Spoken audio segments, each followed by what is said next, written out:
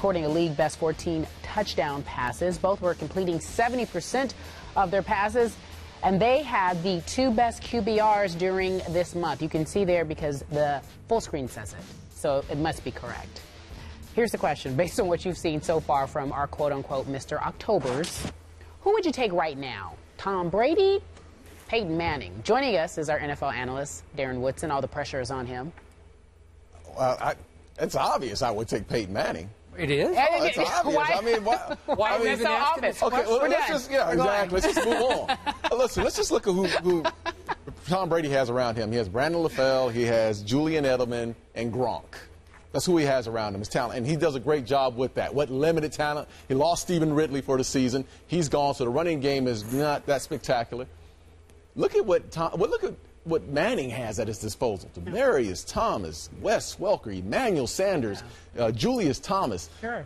And then on the defensive side of the ball, Von Miller, DeMarcus. There's so many talented football players on that side of the field for Peyton Manning. So if I wanted to be a quarterback, if I was going to choose one, I would definitely go with Manning because I'm surrounded by talent.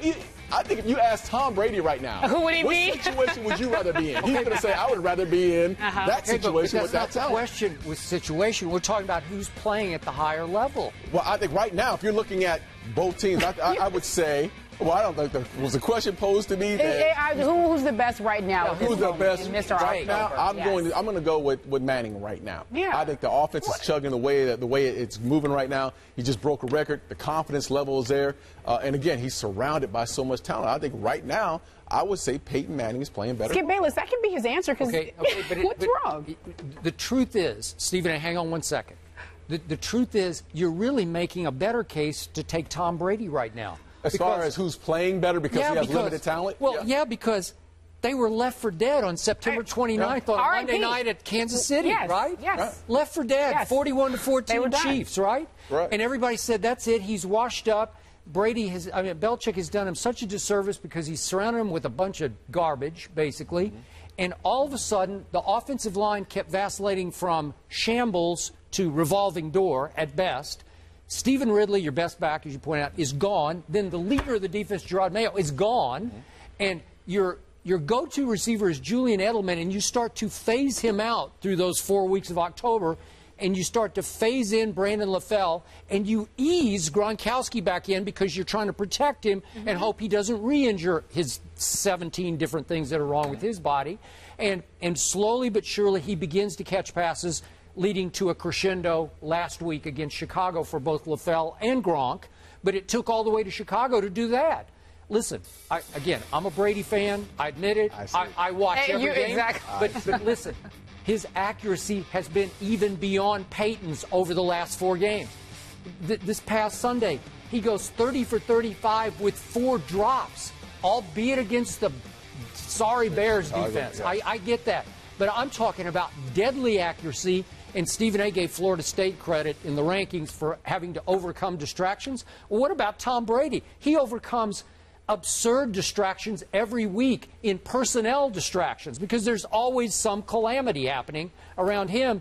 He is playing, and again, we're talking about 2 quarterbacks who aren't anywhere near done yet. Yeah, correct. Listen, at some point, they're going to vie for Joe Montana's mantle as greatest quarterback ever. We're talking about this is greatness on display here. But right now in October, I'm giving Tom Brady the slightest edge. No rebut. Stephen A. I got a rebuttal, but go ahead, Stephen A. Stephen A. He's giving it to Tom Brady. Shocking. Who are you giving it to? I got to agree with Skip on this one. I think you pick Peyton Manning if you're thinking about the weapons that he has at his disposal. I think if you're just thinking about the quarterbacks themselves, not taking anything away from the greatness of Peyton Manning, who is great, who Bill Belichick just said in his presser this morning, Peyton Manning is the best quarterback the greatest quarterback he's ever faced. The bottom line is that when you look at what Tom Brady is doing, it's been nothing short of sensational. I mean, Tim Wright, all of a sudden you're hearing about this guy more and more and more. Where did this guy come from? Kimbrel Tompkins is gone. You're looking at Danny Amendola's. Every week he's injured. Rob Gronkowski, he's really elevating himself to another level. You just see Ridley, he's out. Now you got to lean on Vereen. Somewhere along the way, there's no consistency. There's no continuity. There doesn't seem to be any rhyme or reason or whatever's going on. But somehow, some way, Tom Brady just shows up, annihilates Cincinnati, annihilates the Chicago Bears. I just look at these kind of things and I just say to myself, I got to give props where props is due. Because if Tom Brady were in Denver and he had Demaryius Thomas and Julius Thomas and Emmanuel Sanders and Wes Walker at his disposal, with Ronnie Hillman running the football the way that he did, to the point where it appears as if he's taken Monty Ball's job, and he was supposed to have that once no Sean Moreno left. I just think you look at all of those different things. Peyton Manning, nothing take anything away from him, has a whole lot of weapons. Tom Brady seems to be making the weapons up as they go along. And Stephen A., what did you call those 4 targets of Peyton's? The 4 horsemen, right? The 4 horsemen. The 4 horsemen. I like it. And that's what I call them. I'm not even sure. Well, I guess we could give Gronkowski 1 horseman maybe, but he doesn't have those others. There's no Demaryius in New England. No. There's no Emmanuel, and there's definitely no Wes Welker. Mr. October is Peyton Manning for you, Darren. Why is that? Well, I just think that Peyton, because of what they've accomplished in the month of October. I mean, I know there's been this whole thing about him breaking the record, and he finally got that, and that's finally passed them. There's just something about the way they move the ball right now. And when you turn on the film, they do it with ease. And again, ton of talent. And I think you're right. I think a part of it is right. Brady doesn't have enough talent. He doesn't have the same amount of talent. But Peyton Manning puts them in great situations. He finds a way to find the open guy.